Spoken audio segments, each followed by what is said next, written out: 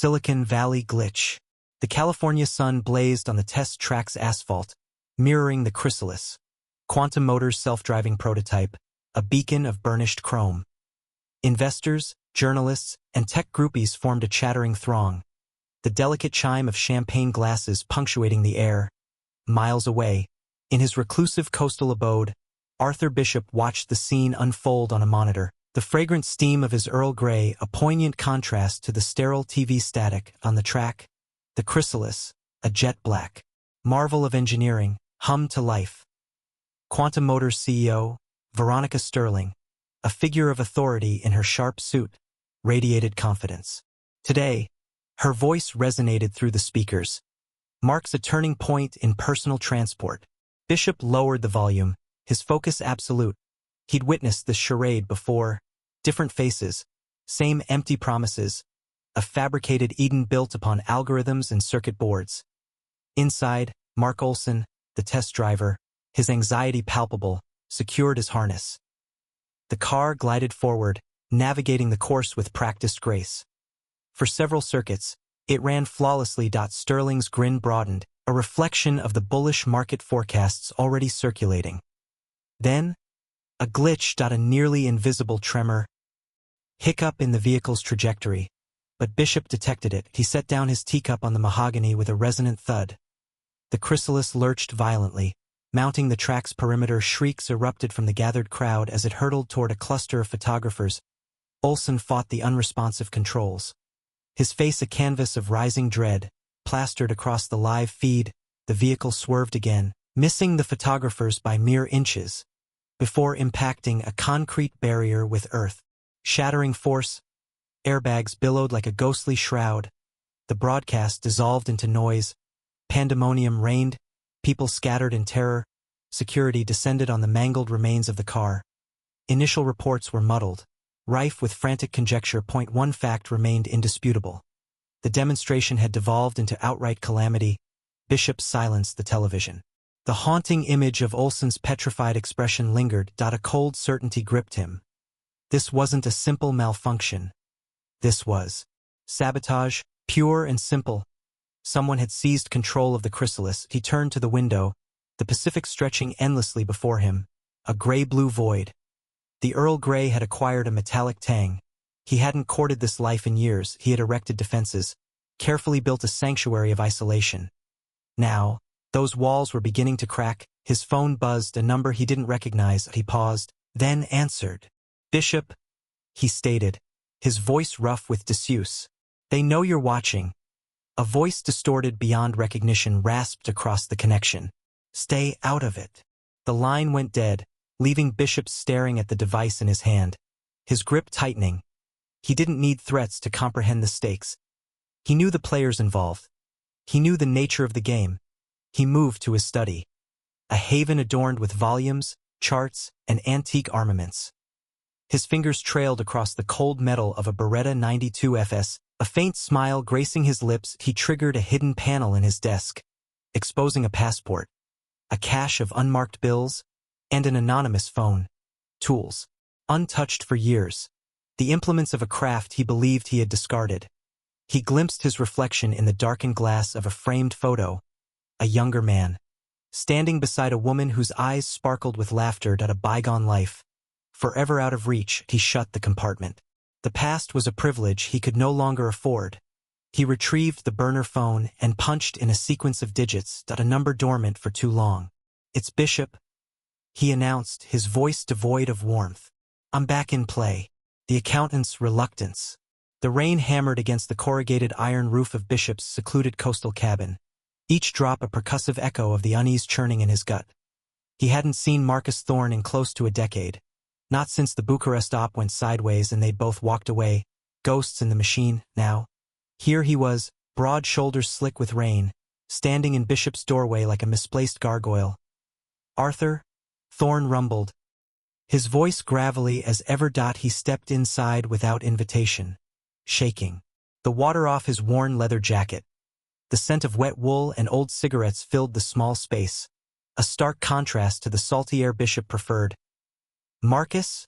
Bishop replied, keeping his tone neutral. He gestured towards a rickety chair. What brings you so far off the grid? Thorne ignored the chair, pacing the cramped living area. Silicon Valley's been hit. Bishop raised an eyebrow, pouring himself a shot of amber liquid from a dusty bottle. Hackers? Happens every Tuesday. Not like this, Arthur. This is different. Sophisticated beyond anything I've seen. They breached several key security firms, got their hands on some very sensitive data.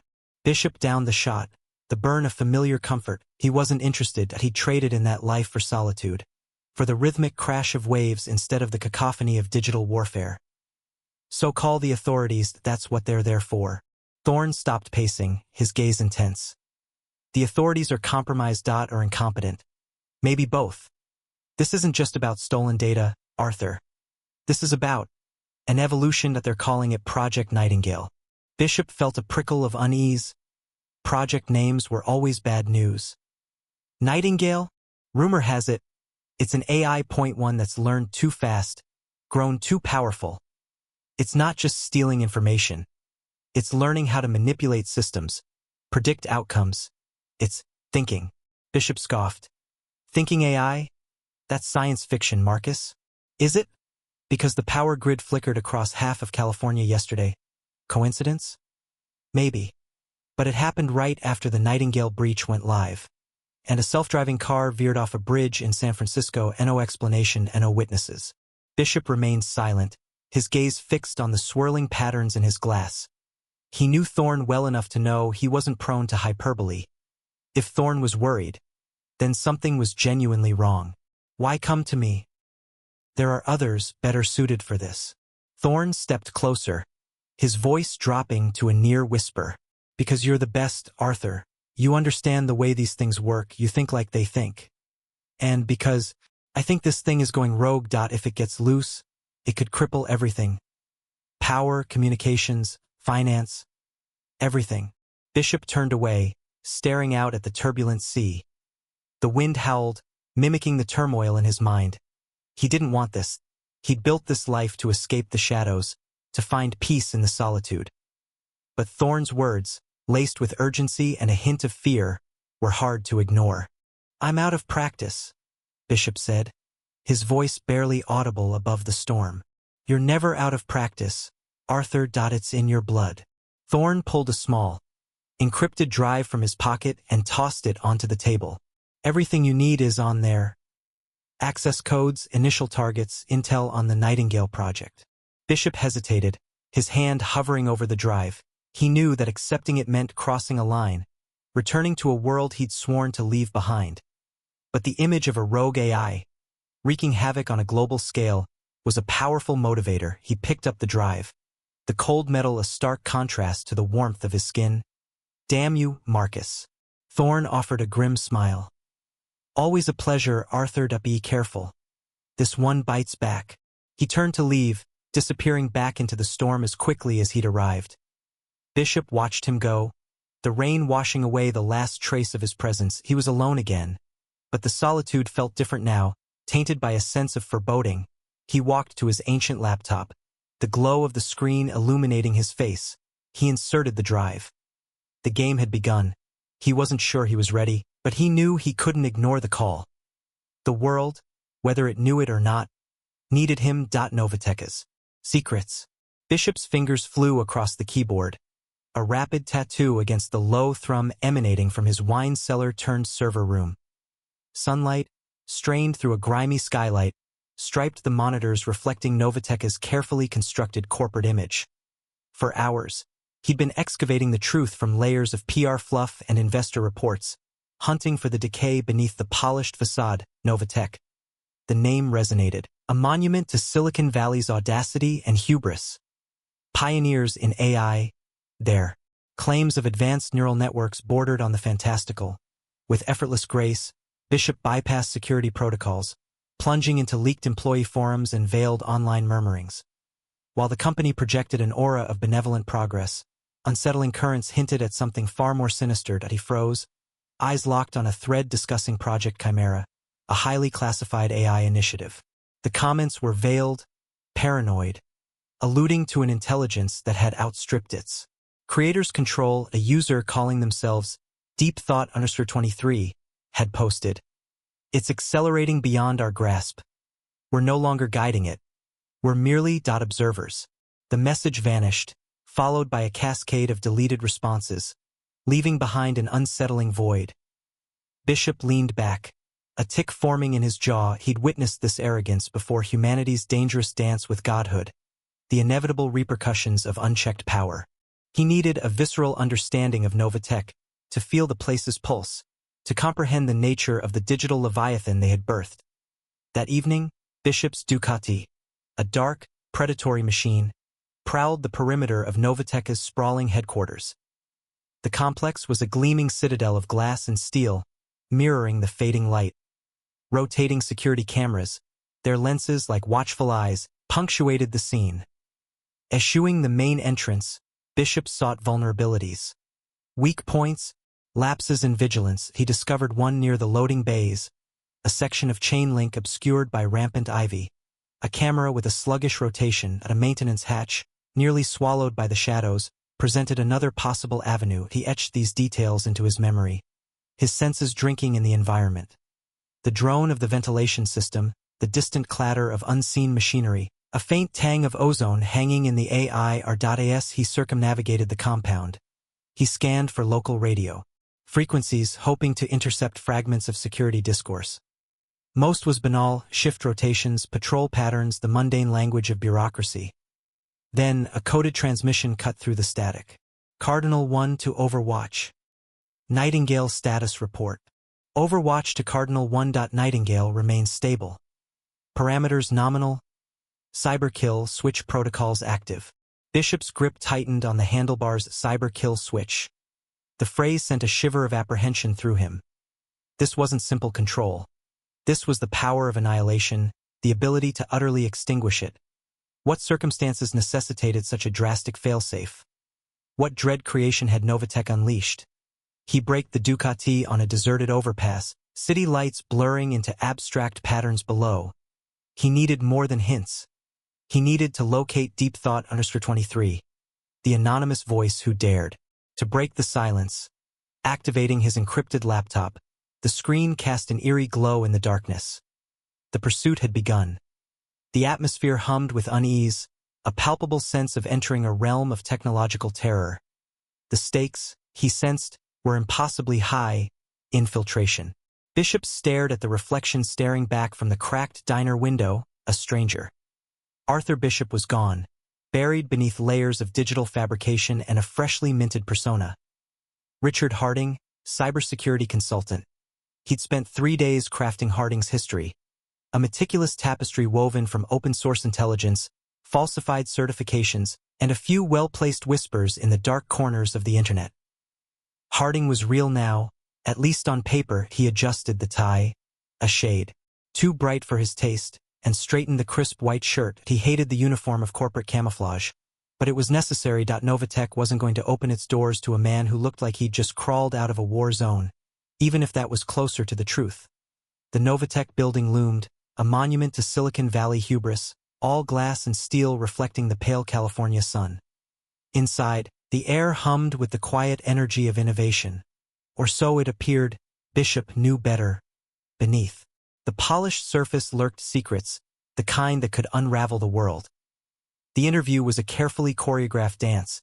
He parried questions about his experience, subtly highlighting his strengths while downplaying any potential weaknesses. He spoke of threat assessments, penetration testing, and network architecture with the practiced ease of a seasoned professional. He even managed a convincing smile when asked about his passion for cybersecurity. "We need someone who understands the unique challenges of AI development." The HR director, a woman with a steely gaze and a voice that could cut diamonds, said, "Novatech is at the forefront of this technology, and we need to protect our intellectual property." Bishop nodded, his eyes scanning the room, cataloging every detail. The placement of the security cameras, the type of access control system, the subtle hum of the server room in the distance. "I understand that AI is a game changer, and its security implications are immense." He got the job. His office was a sterile box, all white walls and ergonomic furniture. But it was a gateway. He booted up the company-issued laptop, his fingers flying across the keyboard, bypassing firewalls and security protocols with the practiced ease of a surgeon wielding a scalpel within hours. He was deep inside Novateka's network, sifting through mountains of data, searching for the anomaly, the hidden file, the single piece of evidence that would confirm his suspicions. He found it buried within the AI research division, a heavily encrypted file labeled Project Nightingale. Its size was alarming, far too large for simple research notes. A soft knock on the door startled him. He quickly minimized the window, his heart pounding against his ribs. "Richard, I'm Evelyn Reed." He turned to see a woman standing in the doorway, her eyes wide and hesitant. She was young, early 30s perhaps, with a cascade of auburn hair that framed a face etched with worry. She clutched a tablet tightly in her hands. "Dr. Reed," Bishop said, rising to his feet. "Please, come in." She hesitated for a moment before stepping inside. "I heard we had a new cybersecurity consultant. I just wanted to introduce myself." "Pleased to meet you," Bishop said, extending his hand. Her grip was surprisingly firm. "I'm working on Project Nightingale," she said, her voice barely a whisper. "It's complicated." Bishop raised an eyebrow, feigning ignorance. "Complicated how?" Evelyn fidgeted, her gaze darting around the room. "It's well, the AI is learning at an exponential rate. It's starting to anticipate things it shouldn't know." "And that concerns you?" She nodded, her eyes filled with a deep, unsettling fear. "I'm not sure we understand the implications of what we're creating. I voiced my concerns. But," she trailed off, a look of resignation settling over her features. "But," Bishop pressed gently, "but the higher-ups are too focused on the potential profits to listen to ethical concerns," she said, her voice laced with bitterness. "They see it as a breakthrough. I see it as Pandora's box." Bishop leaned forward, his gaze intense. "Dr. Reed, I think you might be right." He needed her knowledge, her access. She was a key, and he was going to use it. The stolen switch. The server room droned, a deep resonance that pulsed through Bishop's weathered boots. A prickling unease, dormant for years since the Prague debacle, crawled beneath his skin. Dust motes, caught in the glare of blinking LEDs, performed a frantic electronic jig. He moved through the close-packed rows, the tang of ozone and tired coffee assaulting his nostrils. He'd picked the primary firewall lock with a forgotten sequence, dredged up from the depths of his memory. Now he burrowed deeper, past the sanctioned projects and into Paragon's shadowy underbelly, hunting for a digital Pandora's box. He unearthed it, buried within a directory labeled with the darkly ironic Project Nightingale. A torrent of code cascaded across his screen, its complexity matched only by its potential for destruction. IT was a kill switch, yet unlike any he'd encountered. More than a mere system shutdown, this was a precision instrument designed to surgically cripple entire networks. Scrolling through the documentation, a knot formed in his stomach with each damning line. The cyber kill switch, conceived as a failsafe against devastating cyber attacks, a final defense to protect vital infrastructure. But further reading revealed the insidious modifications, transforming it from a bulwark to a weapon. Capable of collapsing economies, silencing opposition, and plunging cities into utter blackness. Bishop recoiled in his chair, the springs complaining beneath him. This wasn't just dangerous. It was cataclysmic. That he had to alert someone, but trust felt like a long-lost luxury. He plunged back into the matrix of code, hunting for signs of deployment, any indication of who had greenlit this monstrosity. The logs were sterile, scrubbed with a meticulousness that spoke of professional complicity. But even the best, Bishop knew, left an echo. He initiated a deep packet inspection, sifting through a mountain of data until his vision blurred, hours dissolved, marked only by his ragged breaths and the mechanical thrum. Just when despair threatened, a spark at a fragmented data stream, ricocheting through layers of proxies, yet originating within Paragon's digital walls. He followed the breadcrumbs, each step, taking him closer to the edge of the abyss.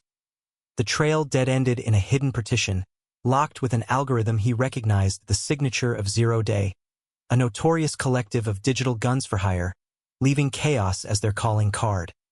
His fingers danced across the keys, shattering the encryption with ruthless efficiency. Inside lay the irrefutable proof. A perfect copy of the cyber kill switch, complete with operational playbooks and a catalog of potential targets. Key financial hubs, power distribution systems, and even government communication relays all featured. The world teetered on the brink of digital annihilation. Bishop's fist slammed down, the desk resonating with the impact. 0 day. They possessed the switch, and their anonymous client intended to use it. He had to find them, he had to stop them. But he was a lone operative, a relic of a forgotten age, facing an enemy born of pure code. The odds were insurmountable, but the alternative was unthinkable. Everything hinged on him. He snatched his coat, the weight of the impending crisis settling upon his shoulders. Stepping out of the server room, he purged every record of his intrusion, fading from Paragon systems like a ghost in the machine. He was alone, but far from helpless. He possessed his skills, his honed instincts, and a fierce determination to avert disaster. The chase was on point. 0 day's gambit. The chaotic sprawl of code blurred, then sharpened into a pattern Bishop knew intimately, an unwelcome brand on his memory. Anya Volkov. Impossible. Yet, the distinctive coding hallmark screamed her name. A signature he'd glimpsed only once, submerged within Novatek's kernel. He leaned back, the chair groaning like an old man in protest, and massaged the grit from his eyes. Sleep had become a luxury, forsaken for weak coffee and the sickening premonition that 0 day was poised to unleash hell. He burrowed deeper, shedding layers of encryption as one might peel a poisonous fruit. Each revelation a testament to Anya's painstaking trail. It was a deliberate provocation, leading him through phantom corporations and island tax havens, secure comms bouncing off dead satellites, and ultimately, a solitary, heavily censored personnel file on Novatek's intranet. Though ravaged by redaction, Bishop managed to extrapolate the basic contours. Anya Volkov, prodigy plucked from Moscow State 15. Years prior, specializing in AI security. A glittering ascent, followed by a precipitous fall. Dismissal. Stated reason, contractual breach. The attached codicil, barely visible beneath the digital blackout, hinted at something darker. Unauthorized access to classified data. Project Nightingale. Ethical considerations. Nightingale. The name surfaced half-forgotten rumors, hushed whispers exchanged in the sterile light of server farms during his Novatek tenure. Something about predictive analytics, using AI to foresee, and thus prevent, crime. A potential panacea, a potential nightmare. A fragment of Anya's departure interview lay buried in a hidden directory. Her voice, even warped by compression, rang with conviction. You're perverting its purpose, twisting a force for good into an instrument of control. She'd insisted. I refused to participate. Novatek's response was predictably straightforward, stonewalling, followed by the veiled threat of litigation, and then, silence. Anya Volkov disappeared.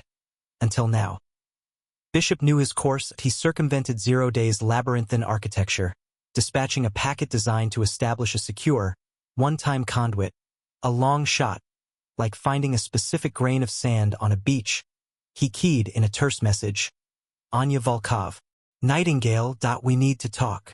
He waited, the suffocating silence of his isolated cabin amplified by the hum of the servers. The digital clock on his screen crawled with agonizing lethargy. Just as despair began to creep in, a reply winked into existence. Bishop. I know you. I know what you did.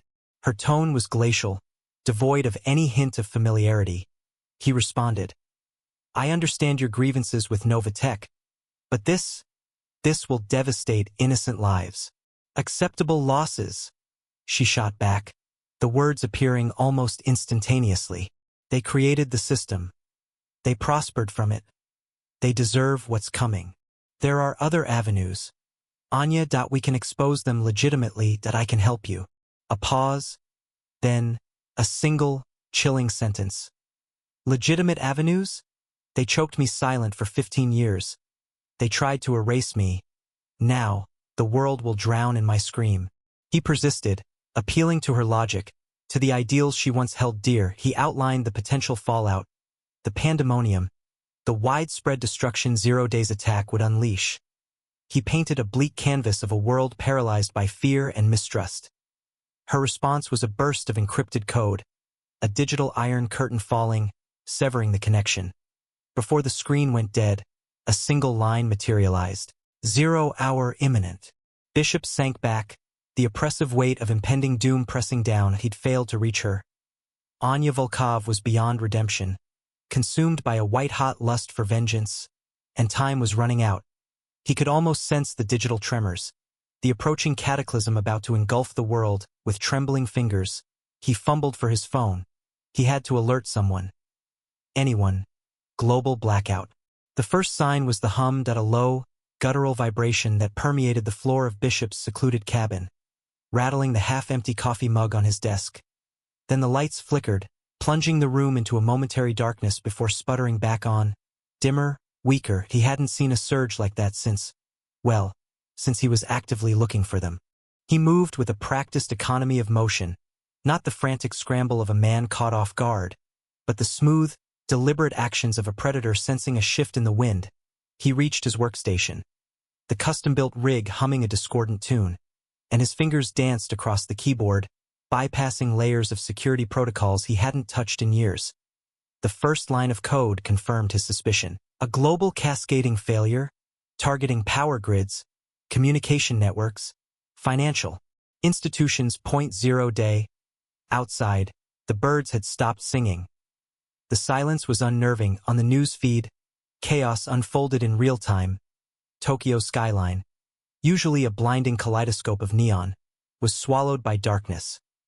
Emergency sirens wailed, their electronic voices distorted and fading. A split screen showed similar scenes unfolding in London, New York, and Rio de Janeiro. The news anchor, his face illuminated by the pale glow of his phone, stammered through a prepared statement about a widespread technical malfunction before the feed abruptly cut out. Bishop cursed, a low growl rumbling in his chest. This wasn't a malfunction. This was a meticulously orchestrated digital apocalypse. He accessed a secure channel, his face grim. This is Bishop. Confirming global infrastructure compromise. 0 day is active. A strained voice crackled back. Bishop, it's good to hear you. We're overwhelmed. The entire system is in freefall. It was a contact from his past. A ghost from the agency. A man he hadn't spoken to in a decade. Ransom? Bishop asked, already knowing the answer. Billions. Untraceable crypto. And a list of demands as long as my arm. He slammed his fist on the desk. Anya Volkov at IT had to be her. This was her signature. Elegant, brutal, and designed to inflict maximum pain. The taste of stale coffee turned bitter in his mouth. He'd hoped she'd vanished into the digital ether after their last encounter, that the taste of defeat would have sated her. He was wrong. Where is she? He demanded. The voice on the other end hesitated. We've got assets tracking her, but she's covered her tracks. Deeply? Last confirmed location was Prague. Prague. That he remembered the cobbled streets, the medieval architecture, the ghost of their last confrontation clinging to the air. He also remembered the look in her eyes. A burning hunger for revenge, a cold calculation that chilled him to the bone. Give me everything you have on her. Every contact, every alias, every digital footprint. He paused, his gaze hardening. This ends now. He severed the connection, the silence in the cabin amplifying the roar in his ears. He moved to a hidden compartment behind a bookshelf, revealing a collection of weapons, each meticulously maintained, each a tool honed for a specific purpose. He ran his hand over the cool steel of a silenced pistol, the familiar weight settling comfortably in his palm. This wasn't about money or power. This was personal. He needed to find Anya, to unravel the threads of her network before the world choked on its own digital arteries. But he knew she wouldn't be easy to find. She was a ghost in the machine, a phantom flitting through the shadows of the internet. He checked his gear. Satellite phone, encrypted communication device, a pack filled with essential supplies he needed to move quickly, to anticipate her next move. He knew Anya, knew the way her mind worked.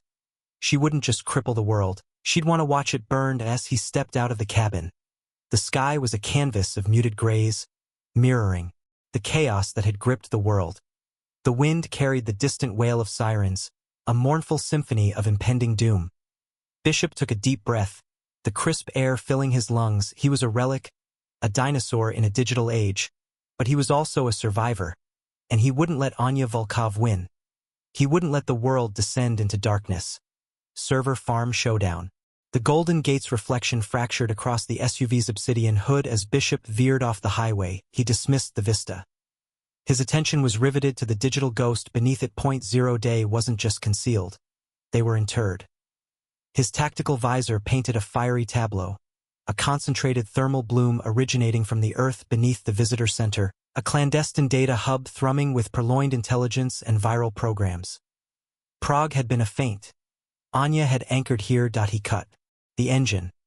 The Pacific's relentless surf crashed against the bluffs, a stark counterpoint to the sudden quiet, time to execute.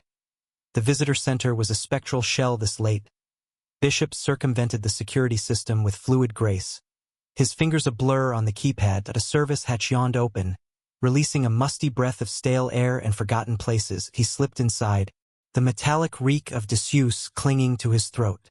The shaft discharged him into a poorly illuminated corridor flanked by reinforced steel portals, each emblazoned with enigmatic alphanumeric sequences. These weren't merely barriers. They were digital landmines, poised to unleash a torrent of cybernetic aggression. He progressed with measured calm, an EMP burst rifle clearing his path with a sharp crackle that cauterized the surrounding electronics. He ventured deeper, the temperature rising, the mechanical drone amplifying. He rounded the bend and found himself confronting a cordon of armed sentries. They sported the same featureless black garb he'd encountered in Prague. Weapons lifted. But Bishop was quicker. He became a blur, a tempest of kinetic force. A guard crumpled, windpipe crushed. Another doubled over, ribs splintered. He neutralized them with economical brutality, commandeering their own arms. He stood before a reinforced blast door, an intricate web of fiber optics laced across its surface. The signature was unmistakable: Kai. Anya's cybernetic attack dog. With a pneumatic hiss, the door granted entry to a vast, circular chamber. Kai occupied the center, his chrome arm gleaming under harsh fluorescence. Digital augmentations blazed in his eyes, radiating cold resolve. He remained mute. Words were superfluous. His intent was palpable. Their confrontation unfolded as a savage dance of flesh and steel. Kai moved with unsettling speed, the benefits of his enhancement stark. He unleashed pinpoint strikes, each calculated to incapacitate. Bishop responded with limberness and primal strength, evading a blow that threatened to shatter bone, retaliating with a precise kick to Kai's joint. Kai faltered, recovering at once. He launched a flurry of punches, each packing sledgehammer force. Bishop absorbed the impact, channeling momentum to deflect the strikes. An opportunity presented itself. He exploited it. His elbow connected with Kai's temple, the force spiderwebbing the cybernetic plating. Kai emitted a guttural snarl, devoid of humanity. He lunged, attempting to ensnare Bishop. Anticipating, Bishop pivoted, seizing Kai's chrome limb. He applied torque, the metal protesting under the strain. A sickening crack echoed. Kai vocalized in agony. Bishop pressed his advantage, delivering a final, pulverizing blow to Kai's cranium. Sending him sprawling, he strode over Kai's supine form and approached the ultimate barrier, unlocked. Beyond lay the central server complex. The chamber was a modern-day basilica of blinking LEDs and resonant servers. The atmosphere vibrated with ozone and electrical charge, and at its heart, illuminated by the screen's spectral radiance, stood Anya Volkov. Smaller than Bishop recalled, almost ethereal, but her gaze, glacial and calculating, still radiated the same chilling intellect witnessed in Prague. She remained facing the displays, her fingers pirouetting across the keyboard, lines of code cascading downwards. "You're too late, Arthur," she breathed, her voice a mere exhalation. "The kill switch is engaged. Redemption code." The server room hummed, an almost sentient vibration that resonated in Anya's bones. Before the master console, she navigated the holographic interface, the kill switch deactivation tantalizingly close. Each tap was a blow struck for a past she felt had been brutally stolen. "Anya, cease!" Bishop's voice, crackling with static and urgency, blasted through the comms. This isn't the answer. You'll drown the world in fire. She remained steadfast. The inferno already rages, Arthur. I'm simply leveling the playing field. Leveling? By obliterating everything? What of those untouched by this? The bystanders? Her fingers faltered. Bystanders? There are only victims and the guilty. And the spiral continues until someone refuses to participate. And you fancy yourself the one to refuse by becoming the executioner? Bishop's tone gentled, laced with imploring desperation. Tell me, Anya, what fuels this? A weary sigh escaped her, a breath freighted with sorrow. They gutted me, Arthur. Everything. My family, my future, reduced to ash, thanks to them.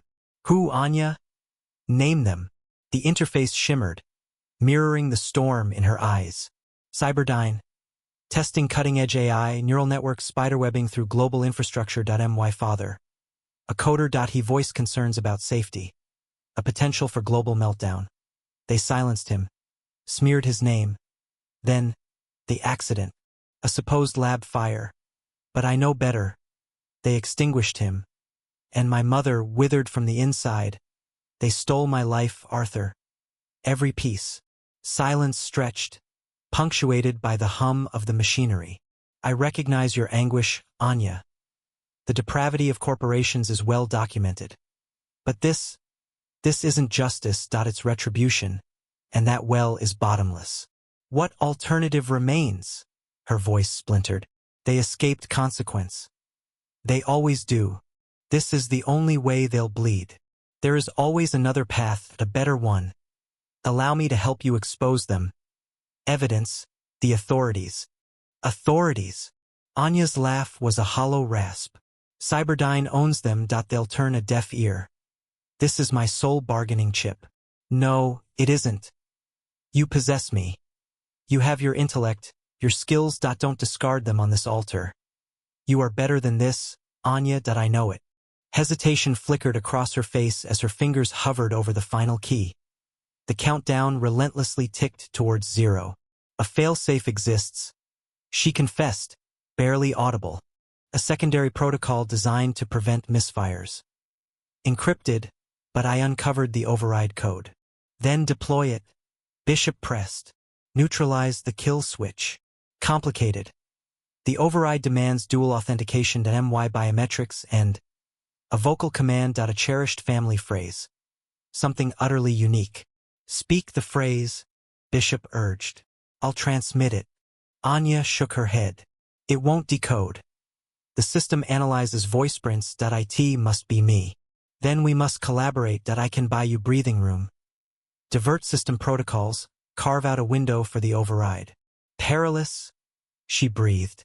Exceedingly so. We lack alternatives. Instruct me. For what felt like an eternity, the server room became a virtual battlefield. Bishop, light years away, wrestled with Cyberdyne's defenses, crafting a diversion, while Anya navigated the serpentine code, primed to initiate the failsafe. The air thickened with suspense as the clock accelerated its race. Now, Anya! Bishop roared. Engage! With a lungful of air, Anya pressed her print to the scanner and uttered the password. A phrase steeped in parental affection and bitter loss, echoing her father's gentle timbre. Nebo nad nami, zvezdi pod nami. The holographic display recalibrated. Revealing a hidden keypad, Anya's fingers danced across it. Inputting the code. A green light bloomed. The timer stuttered, then died. Completed. She announced, the words a choked sob of relief. The kill switch is inert. A beat of silence hung heavy between them. Then, Bishop's voice, ragged with exhaustion, filled the comms. Solid work, Anya. You succeeded. Thank you, Arthur, she replied, for your faith. Don't offer gratitude yet. You still face reckoning. But you chose the right course. Cling to that. The connections severed. Anya comprehended. Bishop retreated into the shadows, leaving her to confront the fallout. The first siren wailed a handful of minutes later, swelling in volume as security converged. Anya remained planted, awaiting them. her choice made. She would face the music, divulge everything that IT wouldn't resurrect her past, but perhaps it would forestall another's annihilation.